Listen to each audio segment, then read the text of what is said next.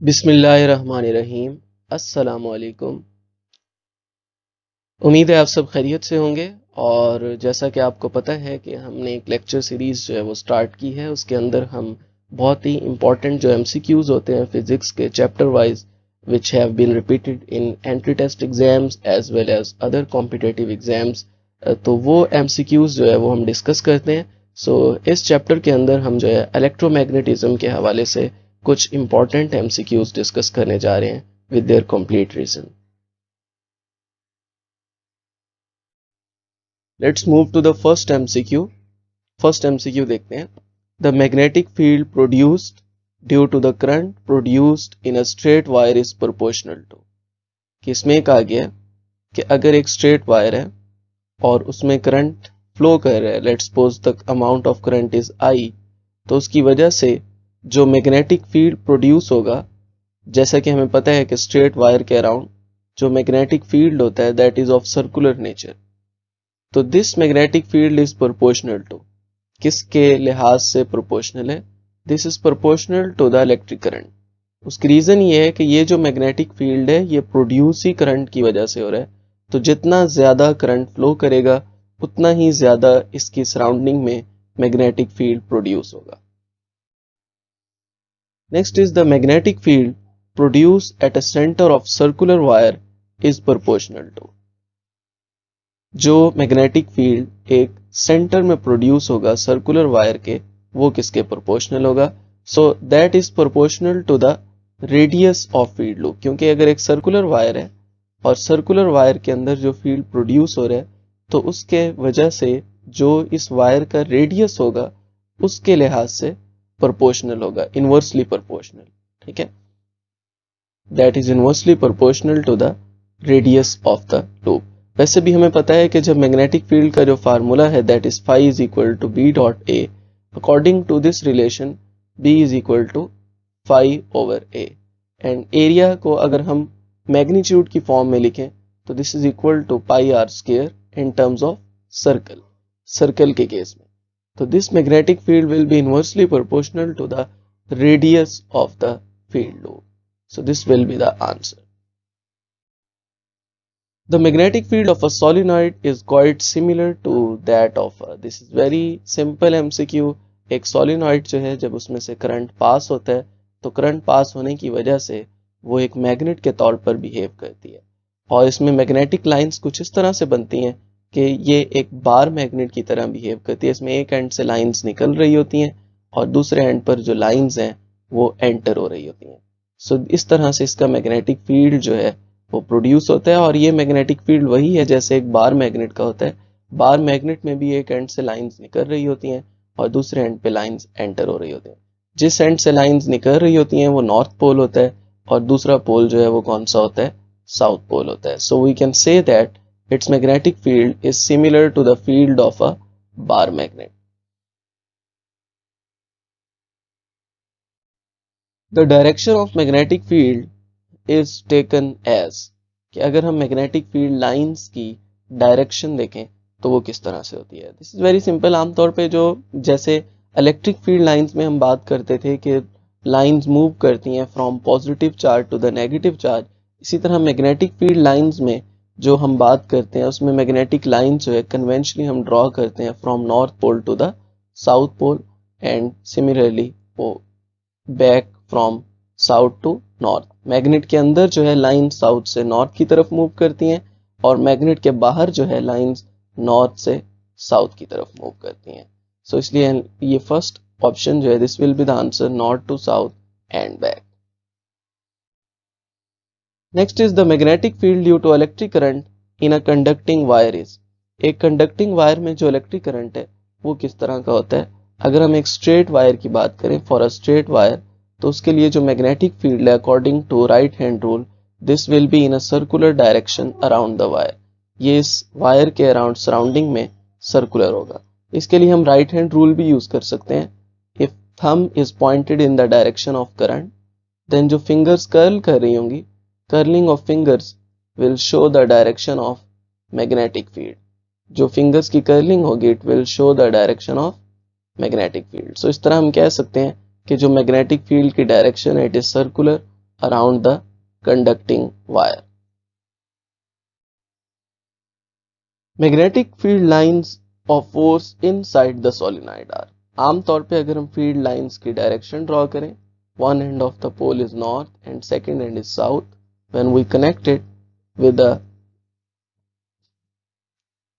Battery तो इस तरह से कुछ करंट इसमें से फ्लो करता है और इसमें जो लाइंस की डायरेक्शन होती है इनसाइड डायरेक्शन होती है from south to north, similar to bar magnet. Bar magnet के अंदर भी अंदर की तरफ जो करंट लाइंस फ्लो कर रही होती हैं फ्रॉम साउथ टू नॉर्थ होता है और आउटसाइड जो है वो क्या होता है from north to south. So this is important term, you must keep it in mind that inside the bar magnet or solenoid the lines move from south to north and outside from north to south. Consider a solenoid with radius this. The magnetic field is this. A second solenoid is constructed. ठीक है, इसमें एक initial solenoid का magnetic field B not दिया हुआ है, new solenoid के अंदर बताया हुआ है कि उसके अंदर जो रेडियस है r dash, this is equal to 2 times of radius. Length L dash is 2 times of length and current I dash carries the 2 times of current but has same number of turns. Number of turns N dash is equal to N. So we want to check the magnetic field. We know that the magnetic field is equal to B is equal to mu naught N I. Okay, जब इसमें magnetic हम देखेंगे कि current जो है वो double होगा तो करंट डबल होने की वजह से क्या इफेक्ट होगा, करंट डबल होने की वजह से जो न्यू मैग्नेटिक फील्ड है this will be equal to mu naught n into 2i, this will be equal to 2 mu naught n I and this will be equal to 2 into B naught. So this is the same, इसमें जो है ये बताया हुआ है कि जो number of turns पर यूनिट लेंथ है वो सेम है, सिर्फ करंट चेंज हुआ है तो करंट डबल होने की वजह से मैग्नेटिक फील्ड डबल हो जाएगा. सो this will be the answer. The direction of magnetic field lines of force depends on, यहाँ पे बात की हुई है डायरेक्शन की. अभी हमने इससे पहले एक एमसीक्यू किया था जिसमें magnetic field lines is proportional to था, वहां मैग्नीट्यूड की बात की हुई थी. तो जब डायरेक्शन की हम बात करेंगे तो definitely it will depend on the direction of current. The magnitude of lines of force depends on the magnitude of current and direction of lines of force depends on the direction of current. The direction of magnetic lines of force can be found by, magnetic lines की जो direction है वो हम किस तरह find कर सकते हैं? We can find it as right hand rule. We have already discussed it in case of straight wire as well as in case of solenoid. इसकी मैं एक एग्जांपल यहाँ पे कर भी देता हूँ कि स्ट्रेट वायर में हमने क्या कहा था कि हमने राइट हैंड जो है वो रूल यूज करना है और उसके मुताबिक जो थंब है it must be pointed in the direction of current और जो फिंगर्स हैं that will curl in the direction of magnetic field. So आमतौर पे जो मैग्नेटिक लाइंस की डायरेक्शन है वो हम राइट हैंड रूल से ही फाइंड करते हैं. Two parallel wires carrying current in the opposite direction, अगर दो पैरेलल वायर्स हैं और वो ऑपोजिट डायरेक्शन में करंट ले रही है, इसको मैं डॉट और क्रॉस से शो करूंगा. आमतौर पे डॉट का मतलब होता है out of the paper and cross means into the paper. So it means current is flowing out of paper in this case and in this case current is flowing into the paper. तो इसके लिए अगर हम right hand rule के मुताबिक let's suppose सबसे पहले अगर हम आउट ऑफ पेपर की बात करें उसके लिए अगर हम बाहर की तरफ थंब को पॉइंट आउट करें तो जो फिंगर्स की कर्लिंग है वो कुछ इस तरह से होगी. This will be the direction of magnetic field. और अगर हम इसके मुताबिक देखें तो जो फिंगर्स की कर्लिंग है वो कुछ इस तरह से होगी.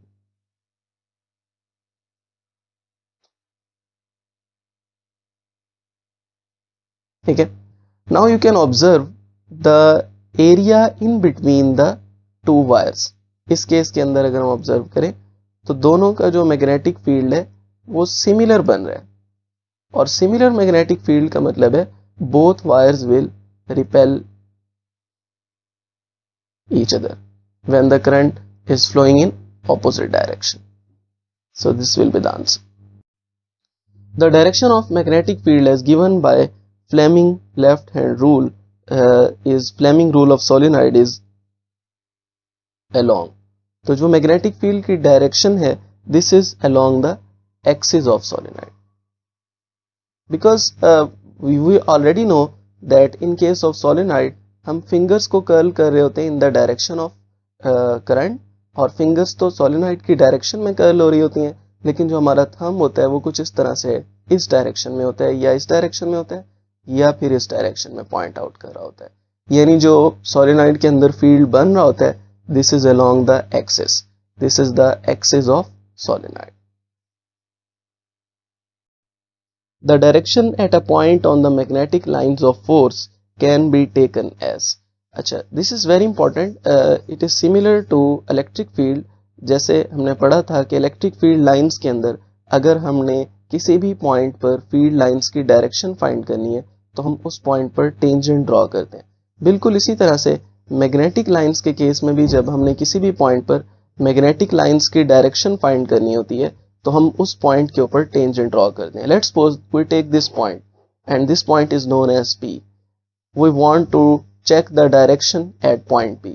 So we will draw a tangent. और टेंजेंट क्या होता है टेंजेंट एक ऐसा वेक्टर होता है जो इस कर्व पॉइंट को एक ही पॉइंट पर टच कर रहा होता है we can draw in this direction so this will be the direction of magnetic lines at this point we want to draw the direction of magnetic lines at any other point अगर हम किसी और point पर draw करना चाहते हैं तो हम उस पॉइंट पर दोबारा से एक और टेंजेंट ड्रॉ करेंगे let's suppose this is point Q और इस पॉइंट पर भी हम एक टेंजेंट ड्रॉ करेंगे तो ये इस पॉइंट पर फील्ड लाइंस की डायरेक्शन आ जाएगी सो किसी भी पॉइंट पर चाहे वो इलेक्ट्रिक फील्ड हो या मैग्नेटिक फील्ड हो उसमें जब हमने फील्ड लाइंस की डायरेक्शन ड्रॉ करनी होती है तो हम उस पॉइंट पर टेंजेंट ड्रॉ करते हैं okay next MCQ is in this case we want to calculate the force figure is given इसमें magnetic field जो है that is 1.50 Tesla and L is 5 centimeter and I is 20 ampere so formula will be F is equal to force acting on a current carrying conductor ILB sin theta we know that the value of current is 20 length is 5 centimeter but we can change it into meter for that purpose इसको हम divide करेंगे 100 से so it will become 0.05 so 20 multiply 0.05 multiply the value of magnetic field is 1.5 multiply angle is 90 as both field and current are perpendicular to each other we will multiply these values 20 multiply 0.05 this will be equal to 1 1 multiply 1.5 this is equal to 1.5 newton so इस तरह के MCQ भी आ जाते हैं जिनमें आपको थोड़ी सी जो डेरिवेशन है वो करनी होती है MRI is preferred over computed tomography which is also known as CT scan why because it involves no ionizing radiation एक तो इसमें ionizing का प्रोसेस नहीं हो रहा होता okay as in case of computed tomography and it also differentiate between soft and hard tissues और जब ये इनमें डिफ्रेंशिएट कर सकता है तो इसलिए ये ब्रेन और हार्ट स्कैनिंग के लिए इंपॉर्टेंट होता है बिकॉज ब्रेन के अंदर डिफरेंस होता है between soft and hard tissues so both will be the answer magnetic flux and density are related to each other magnetic flux and flux density magnetic flux is denoted by phi and magnetic flux and flux density is denoted by d so phi we already know the formula phi is equal to ba and b will be equal to phi over a so we can say that in this case this will be the answer magnetic flux is equal to flux density is equal to magnetic flux over area so we will add a fraction here flux density is equal to magnetic flux per unit area. The relationship between Tesla and smaller Tesla is the large unit and Gauss is the smaller unit and the relation between these two quantities is equal to 1 Tesla is equal to 10 power 4 Gauss. So this will be the answer. It is also important. A current carrying conductor is placed in a uniform magnetic field parallel to it. The magnetic field lines experiences by the conductor are. Here is an important term which is mentioned parallel. We already know that formula for force is F is equal to ILB sin theta. When the conductor is parallel to the field, then parallel के case में angle क्या हो जाएगा 0. So force will be equal to F is equal to ILB sin 0, and sin 0 we already know it is equal to 0. So overall force will also be equal to 0. Magnetic field line inside a solenoid are, this is equal to B is equal to mu naught Ni, where mu naught is the permeability. Permeability हम term use करते हैं magnetic field के लिए, और इसका मतलब ये होता है कि कोई भी जो स्पेस है वो कितना अलाउ करती है मैग्नेटिक लाइंस को पास होने के लिए. N is the turns per unit length and I is the current passing through the solenoid.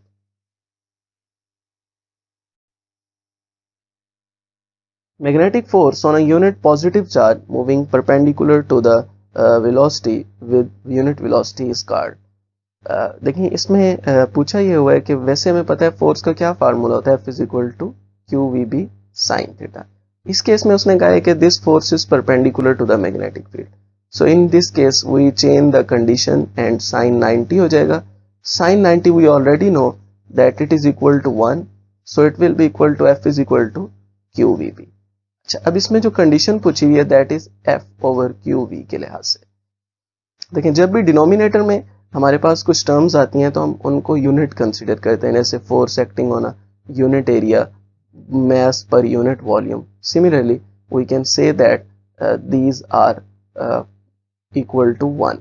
So, if the force acting on a unit charge, ये दूसरे लफ्जों में हम कह सकते हैं 1 column charge moving with 1 meter per second velocity, या हम कह सकते हैं moving with unit velocity, then it will be equal to which value? Magnetic induction, or which is also known as B. The strength of the magnetic field outside a solenoid is weak. आमतौर पे हम इसको समझ भी चुके हैं कि magnetic field जो इनसाइड द सोलेनॉइड होता है वो बहुत स्ट्रांग होता है. उसकी रीज़न ये है कि लाइंस बहुत क्लोज होती हैं, जबकि आउटसाइड द सोलेनॉइड जो है उसमें जो लाइंस हैं वो बहुत दूर दूर होती हैं, और जो स्ट्रेंथ है that is proportional to the field lines.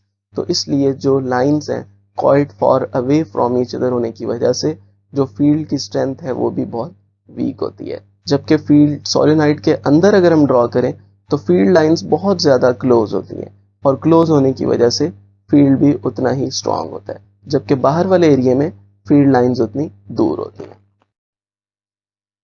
Value of permeability of free space in SI unit, this is equal to mu naught, and mu naught की जो वैल्यू है that is equal to 4 pi into 10 power -7. This is for free space. जब भी हम कोई और medium use करेंगे तो उसके लिए चेंज हो जाएगा.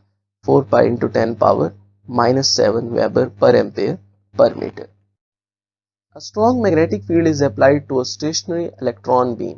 Then एक strong magnetic field जो है यहाँ पे बात की हुई है कि अगर वो एक जो है stationary electron beam के साथ जो है वो अप्लाई किया जाए तो क्या इफेक्ट होगा. So there will no force act on the electron, because the reason is force acting on the electron is equal to F is equal to QVB sin theta. Stationary means angle will be velocity will be 0 as the electron is stationary. So if the velocity is 0, then overall जब हम इसको multiply करेंगे तो force भी क्या हो जाएगी 0. So the electron will remain stationary. This will be the answer. Which of the following in motion cannot be deflected by the magnetic field? Deflection is only takes place by the charged particles. जब भी, क्योंकि हमने अभी formula पढ़ा है F is equal to QVB sin theta, तो इसके लिए तीन चीजों का होना जरूरी है: चार्ज का, वेलोसिटी का, मैग्नेटिक फील्ड का, और उसके अलावा एंगल भी इंपॉर्टेंट है. So deflection always takes place by charge particle. In case of neutron के केस में चार्ज क्या हो जाएगा 0. So if Q is 0, then force is also equal to 0.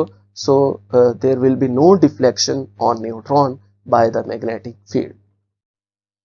Okay, next MCQ is magnetic compass will be deflected if it is kept. एक magnetic compass जो है कब deflect होगा? So सबसे पहले हम देखते हैं what is the use of magnetic compass. Magnetic compass इस्तेमाल होती है to detect the presence. एक तो इसके जरिए हम magnetic field की presence को, और दूसरा उसके साथ साथ डायरेक्शन को भी फाइंड कर सकते हैं. सो अगर हम बात करें चार्ज की, तो whenever a charge is in motion, charge in motion का मतलब क्या है कि there is some sort of electric current, तो इलेक्ट्रिक करंट के फ्लो होने की वजह से जो इफेक्ट होगा दैट विल बी इलेक्ट्रोमैग्नेटिज्म, कि जब भी किसी वायर में से, किसी कंडक्टर में से या किसी भी एरिया से चार्ज फ्लो करता है तो उसकी वजह से इलेक्ट्रोमैग्नेटिज्म के कॉन्सेप्ट के मुताबिक मैग्नेटिक फील्ड जो है उसकी सराउंडिंग में इंड्यूस होता है, तो इस तरह मैग्नेटिक कंपस जो है वो डिफ्लेक्ट होगी। So this will be the answer when the charge is in motion, क्योंकि जब चार्ज रेस्ट में होगा तो करंट जीरो होगा, and when there is current zero then there will be no magnetic field will also be zero. So only in first case when the charge is in motion then the magnetic compass will be deflected. A charged particle enters at 30 degree to the magnetic field. Whenever the charged particle moves, enters at angle other than enters at 0 degree. This is important condition. जब 0 पर होगा then there will be no deflection, because according to formula F is equal to QVB sin theta, there will be no deflection. When the charged particle enters at 90 degree then it will move along a circular path, क्योंकि force हमेशा perpendicular लग रही होगी और वो 90 degree. But when the charged particle enters at the 30 degree, then what will happen? In this case, the electron will move along a helical path. So whenever the angle is other than 90, then the path occupied will not be a circular, it will always be a helical path. A power line along east-west direction and carrying a current of 10 ampere, which of the following force per meter due to Earth's magnetic field of 10 power minus 4 Tesla. So in this case we want to find the force, and we already know that the formula for force is F is equal to ILB. So in this case I is 10, okay, and length is 1 and magnetic field is 10 power minus 4. So this will be equal to 10 power minus 3 Newton. So this will be the answer. A uniform magnetic field is represented by a set of lines. These lines are, which type of lines are this? So these lines are always parallel. Uniform magnetic field जो है उसमें हमेशा lines जो हैं वो एक दूसरे के लिहाज से उनकी जो स्पेसिंग होती है वो इक्वल होती है और नंबर ऑफ लाइंस जो हैं वो सेम होती हैं. इसकी बेस्ट एग्जांपल जो है वो सोलेनॉइड है. Just I am giving it an example. किसी भी तरह का यूनिफॉर्म मैग्नेटिक फील्ड हो सकता है. जब हम इनसाइड द सोलेनॉइड बात करते हैं तो हम कहते हैं फील्ड यूनिफॉर्म है, और उसके लिए जो लाइंस हैं नो डाउट वो हम क्लोजली तो बनाते हैं लेकिन उनके दरमियान जो स्पेसिंग होती है वो इक्वल होती है, और इस तरह हम कहते हैं कि the field inside the solenoid is uniform. Weber ampere per meter is equal to, this is equal to which value, and this is equal to, we can see from here this formula F is equal to ILB. We already know that the unit of I is ampere, length is meter, and magnetic field is Weber per meter square.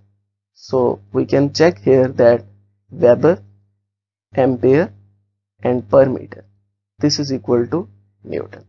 So this will be the answer. Two parallel lines carrying current in the same direction attract each other, because why the field lines attract each other? This is due to magnetic force between them. कि जब हम दो parallel lines, let's suppose हम कहते हैं दोनों cases में जो करंट है वो out of the paper move कर रहा है. वैसे तो हम पैरेलल वायर्स को इस तरह भी ड्रॉ कर सकते हैं, लेकिन इस वक्त इनका फील्ड जो है उसको ड्रॉ करना थोड़ा सा डिफिकल्ट हो जाएगा. लेकिन this is very simple, we can easily draw it. कि जब भी lines out of the paper move कर रही होंगी तो जो फील्ड बनेगा वो इस तरह से बनेगा, और इस केस में इस तरह से बनेगा. अच्छा, इस केस में अगर हम देखेंगे तो इन दोनों केसेस के अंदर जो हमारे पास फील्ड लाइंस होंगी, ये दरमियान में जो फील्ड होगा वो एक दूसरे को क्या कर देगा, कैंसिल. ठीक है, और जो ऑपोजिट साइड वाला फील्ड बन रहा है बाहर वाला वो सिमिलर बन रहा है. इस केस में अगर हम देखेंगे, this is the field which formed from the outside, and in this case जो बाहर वाली साइड का फील्ड है वो इस तरह से, और इसकी वजह से जो फोर्स का इफेक्ट होगा वो टुवर्ड्स ईच अदर होगा. So this is due to effect of magnetic force.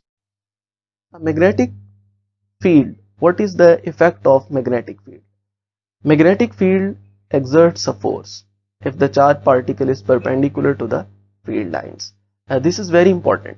Magnetic field के फोर्स एक्सर्ट करने के लिए मैक्सिमम फोर्स तभी एक्सर्ट होगी जब चार्ज पार्टिकल मूव करेगा परपेंडिकुलर, बिकॉज उस केस में साइन एंगल 90 हो जाएगा and this will be equal to 1. और इस केस में देखें इन द डायरेक्शन में एंगल 0 होगा, there will be no force. Okay, इस केस में never exert a force, this is also wrong. Always exert a force, this is also wrong. Certain condition में ही force exert हो रही होगी और उसके लिए जो है एंगल अदर देन 0 होना चाहिए, दैट में also be 90. Okay, next is when a charged particle is moving perpendicularly in a magnetic field, its path is circular. This is the इसके लिए जो है हम एक एग्जांपल भी देख सकते हैं. लेट्स सपोज ये मैग्नेटिक फील्ड जो है वो into the plane of paper है और चार्ज पार्टिकल जो है वो इस तरह से मूव करेगा, क्योंकि जो उसकी वेलोसिटी की डायरेक्शन बनेगी मैग्नेटिक फील्ड के लिहाज से वो परपेंडिकुलर बनेगी और इसलिए उस पर जो हमेशा फोर्स लगेगी वो टुवर्ड्स सेंटर लगेगी और इस तरह वो सर्कुलर पाथ में मूव करेगी. The torque is minimum for which angle? We already know that the formula for torque is for a solenoid is NIBA cos alpha. और अगर हम एक लूप की बात करें तो N1 हो जाएगा, but we already know that cos alpha is 0 when the angle is cos inverse 0 and this is equal to 90. So overall torque will be 0 for angle 90 degree. What is the relation between Weber and Maxwell? This is another formula for this is another derivation between two units and this is for Weber and Maxwell. This is equal to 1 Weber is equal to 10 power 8 Maxwell. जैसे हमने Tesla और Gauss के दरमियान relation देखा उसी तरह से weber और मैक्सवेल के दरमियान भी हमें पता होना चाहिए. Next is an electron is moving in a circle of radius r in a uniform magnetic field. Suddenly the field reduced to b by 2. The radius of circle now becomes. We already know that when the electrons move in a circle, then this is due to magnetic force. So magnetic force will be equal to centripetal force. And we already know that the formula for magnetic force is F is equal to QVB sin theta. This will be equal to EVB sin 90 will be equal to 1 and this will be equal to MB square over R. According to this relation, अगर हम R को इस तरफ ले आए तो क्या बन जाएगा? This will be equal to MV over EB. Now इसमें कहा हुआ है कि जो फील्ड है this is reduced to half, यानी B dash is equal to B by 2. So what will be the effect on R dash? This will be equal to MV over EB by 2 and this will be equal to 2 MV over EB and we can say that the radius is now 2 times of the original radius. So this will be equal to 2r. R dash is equal to 2r. The unit of electric field is Newton per coulomb and magnetic field strength is Newton per ampere per meter. What is the ratio between these two units, these two quantities? So we can write it as Newton per coulomb over Newton per ampere per meter. Newton will be cancelled out with Newton. So ampere जब ऊपर आएगा तो it will become ampere, meter and per coulomb. We already know that the formula for current is I is equal to Q over T and ampere is equal to coulomb per second. So we can write it as ampere per second. Sorry, we can write it as coulomb per second and similar to meter and per coulomb. So we can see that per coulomb will be cancelled out with coulomb and the unit for E over B will be equal to meter per second. So this will be the answer, meter per second. Okay, next is a horizontal wire of 10 centimeter and mass 0.3 gram carries a current of this. What is the following of the magnitude of magnetic field that can support the weight of wire? So same in case of this, we can write it as the force, the magnetic force acting on the conductor will be equal to weight, because इस condition में बताया हुआ है कि it will support the weight. Force acting on the conductor is equal to BIL sin theta. Sin 90 हम consider करेंगे और wait के केस में this will be equal to mg। So इस केस में फार्मूला क्या बन जाएगा, b is equal to mg over il। Okay, we can write here as m की जगह क्या आ जाएगा 0.3 और ग्राम को कैंसिल करने के लिए मल्टीप्लाई कर देंगे 10 पावर -3 से। The value of g we already know, इसकी जगह 10 आ जाएगा और i की जगह 5 और l की जगह आ जाएगा 0.1। सो इस तरह से हम इसको सॉल्व कर सकते हैं। वी कैन राइट हेयर, इन दोनों पॉइंट्स को हम कैंसिल कर सकते हैं, दोनों इक्वल पॉइंट्स पे आए हुए हैं। So it will be equal to 6 multiply 10 power -3 Tesla. So this will be the answer according to this relation. Next, a straight wire conductor carries a current I. एक straight conductor जो है वो I में है and it is split into a circular loop of radius r. The magnetic field at the center of circle is. देखिए इसमें ये बताया हुआ, देखिए ये कंडीशन भी दिखाई हुई है। एक स्ट्रेट कंडक्टर है, पहले इस तरह से उसमें से I करंट फ्लो कर रहा है और फिर उसे स्प्लिट कर दिया इस तरह सर्कुलर लूप में in this way and then it is moving in this direction. अब हमने बताना है कि इस केस में जो करंट फ्लो करेगा at the centre of circle, what will be the effect at the centre of circle. So there will be no magnetic field at the centre of circle. Why? Because we already know that जब हम इसको split कर रहे हैं तो इन दोनों cases में, इस केस में और इस केस में, जो करंट है वो सेम डायरेक्शन में फ्लो कर रहा है and we already know that when the current flows in same direction then जो इन बिटवीन मैग्नेटिक फील्ड होता है, in between magnetic field straight wires के लिए, इसको हमने अभी पिछले एमसीक्यूज में देखा था, वो कैंसल आउट हो जाता है। ठीक है, और कैंसल आउट होने की वजह से ओवरऑल जो सेंटर में मैग्नेटिक फील्ड होता है दैट इज जीरो। सो जब हम इसको स्प्लिट करेंगे इनटू सर्कुलर लूप तो ये ऐसे बिहेव करेगा जैसे दो पैरेलल वायर्स होती हैं। दो पैरेलल वायर्स के लिए जो सेंटर में उनके दरमियान में मैग्नेटिक फील्ड होता है वो जीरो होता है, तो इसलिए इस केस में भी magnetic field zero. The magnitude of force on a moving charge is zero, and then angle between the velocity of charge carrier and the magnetic field is. In this case, it is mentioned that if the force is zero, और force zero होने की जो वजह है वो angle बताइए, तो हमने बताना है कि why this angle is zero. Sin theta is equal to zero हम consider करेंगे, theta will be equal to sin inverse zero और इसके लिए हम find कर लेंगे। So sin angle कहाँ पर zero आता है? This is at 0 degree. So we can see that in this case the magnetic field is parallel to the motion of charge. So angle will be 0. To measure the current in a circuit, ammeter is always connected in. जब भी हमने current को measure करना होता है तो ammeter को कैसे कनेक्ट करते हैं? So ammeter is always connected in series in the circuit to measure any current. Because जब भी हमने करंट measure करना होता है तो वो किसी पाथ का measure करना होता है और उस पाथ का करंट मेजर करने के लिए हमें एमीटर को सीरीज में लगाना पड़ता है। So it is always connected in series. Similarly इसके ऑपोजिट साइड पे अगर हम वोल्ट मीटर को देखें तो वोल्ट मीटर हमेशा पैरेलल में लगाया जाता है। Next is a charge particle moves through a magnetic field in a direction perpendicular to the. इसमें हमने ये बताना है कि जब भी चार्ज पार्टिकल परपेंडिकुलर मूव कर रहा है to the magnetic field which is along the circular path, तो उस केस में कौन सी चीज जो है वो अनचेंज है।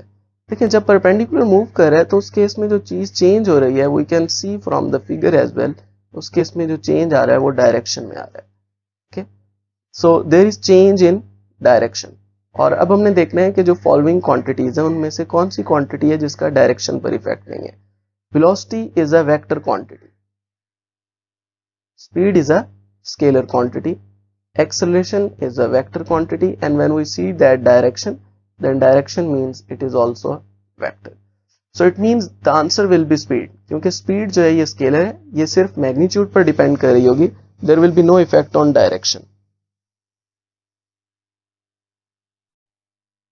Magnetic effect of force was discovered by, so magnetic effect of force was first time discovered by Oersted or in 1820 when he was observing the magnetic field from a straight wire with the help of plotting compass. Plotting compass से जो magnetic compass होती है उसके through जो है इसने observe किया the magnetic field due to a straight wire. If current pass in a spring, then what will help? Whenever the current pass through a spring, then it will flow parallel in the adjacent loops. जो spring के adjacent loops बन रहे होंगे वो उसमें से parallel flow करेगा. So it means कि जब parallel wires में से current flow करता है, current flow parallel in the adjacent loops. जो साथ साथ वाले loop बन रहे होंगे उसमें current की जो flow की direction होगी that will be parallel. And we already know that two parallel wires attract each other. और जब दो पैरेलल वायर्स एक दूसरे को अट्रैक्ट करती हैं तो इसका मतलब है कि due to attraction between these two loops this spring will be compressed. ये सारे लूप्स जो हैं वो अट्रैक्ट करेंगे एक दूसरे को और इस वजह से जो स्प्रिंग है ये कंप्रेस हो जाएगा. Okay, next is a charged particle moves along a circle under the action of possible electric and magnetic field which is not which of the following is possible. तो इसमें से कौन सा पॉसिबल है? देखिए, जो चार्ज पार्टिकल है इसमें कहा गया है कि it is moving along a circular. Circular का मतलब है कि इसमें जो मैग्नेटिक फोर्स है, magnetic force is acting on a perpendicular direction. और हमें पता है कि जो परपेंडिकुलर फोर्स होती है वो मैग्नेटिक ही होती है. तो यहां से एक चीज तो क्लियर हो गई कि magnetic force is not equal to zero in this case, in case of circle. जबकि जो इलेक्ट्रिक फोर्स होती है, हमें पता है electric force always acts at parallel. अगर हम इलेक्ट्रिक फोर्स की बात करें तो ये पैरेलल एक्ट करती है चार्ज की मोशन के लिहाज से, क्योंकि इसमें जो फील्ड की डायरेक्शन बननी होती है वो पैरेलल बन रही होती है चार्ज के लिहाज से. इट मीन्स कि यहाँ पर चार्ज अगर सर्कल में मूव करे तो इलेक्ट्रिक फील्ड जीरो होगी. So this will be the answer. Electric field is zero but magnetic field is not zero. The ray which remain undeflected in a magnetic field are, देखें कौन सी raise हैं जो magnetic field के अंदर भी undeflected रह जाती हैं. So we already know that those rays which are neutral in nature, ऐसी रेज जो नेचर में न्यूट्रल होंगी उनके ऊपर डिफ्लेक्शन कोई नहीं होगी, because according to formula F is equal to QVB sin theta, the neutral rays will have zero charge and in that case force will always be zero. So the neutral rays are gamma rays which are also equivalent to the nature of photons. An electron is moving along the axis of a solenoid carrying a current. एक electron जो है वो solenoid के axis के along move कर रहा है. Which is the correct statement? कि अगर उसमें से स्टेटमेंट जो है वो कौन सी करेक्ट होगी? देखें, जब हम सोलिनॉइड के एक्सिस की बात कर रहे होते हैं तो आम तौर पे जो सोलिनॉइड के अंदर जो फील्ड की डायरेक्शन होती है मैग्नेटिक फील्ड की, that is also along the axis. Magnetic field is in this direction and the condition is this: the electron is moving also in this direction. So motion is also in this direction. So what will be the effect of magnetic force? So according to this formula F is equal to QVB sin theta, when both are parallel then angle will be zero, and in case of zero there will be no force acting on it. So this will be the answer. No force acts because the electron is moving in parallel direction with respect to magnetic field. The diagram shows, this is a diagram और इसमें 3 wires हैं X, Y and Z. We can again write it as this wire is X, this is Y and this is Z. The current is not clear mentioned here. Current इसमें देखें अगर हम तो clear mention नहीं किया हुआ, लेकिन हम इसको लिख लेते हैं. This wire carries 10 ampere. This wire let's suppose carry 10 ampere and this wire carries 20 ampere. अब हमने बताना है कि what is the force which is experienced by Y. Y की वजह से जो फोर्स होगी X और Z की वजह से, उसका रिजल्टेंट फोर्स का इफेक्ट क्या होगा? What will be the value of resultant force? अब देखें, the force acting between two wires is proportional to the magnitude of currents I1 और I2. अच्छा, अगर हम X और Y के लिहाज से प्रोडक्ट देखें मैग्नीट्यूड का तो that is 10 multiply 10, this is equal to 100 ampere.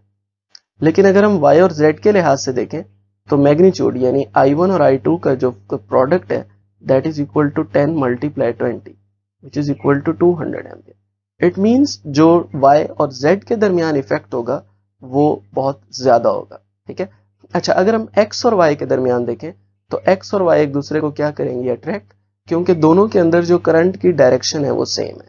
जबकि अगर हम y और z को देखें तो y और z दोनों एक दूसरे को क्या करेंगे? रिपेल. उसकी रीजन क्या है? क्योंकि दोनों के अंदर जो करंट की डायरेक्शन है वो ऑपोजिट है. It means y and z will move in this direction and x and y are already moving towards each other. So what will be the effect of resultant force? In case of resultant force, the wire y will move towards left side. So this will move towards the left side. Okay, next is 47. The magnitude of force that exists in electromagnetic wave a copper wire is. कि इस case में जो find the force that exists in, इस MCQ में actually ये पूछा हुआ है कि हमने बताना है कि जो एक इलेक्ट्रोमैग्नेटिक वेव में लगने वाली फोर्स है वो कौन सी है. अगर हम देखें एक इलेक्ट्रोमैग्नेटिक वेव में लगने वाली फोर्स, तो इलेक्ट्रोमैग्नेटिक वेव के अंदर दोनों ही फील्ड एग्जिस्ट कर रहे होते हैं, electric field as well as magnetic field, both coexist. और जब हम इस केस में फोर्स देखेंगे तो वो भी दोनों का सम होगी. Total force will be equal to the sum of electric force and magnetic force. Electric force is equal to QE and magnetic force is equal to QVB.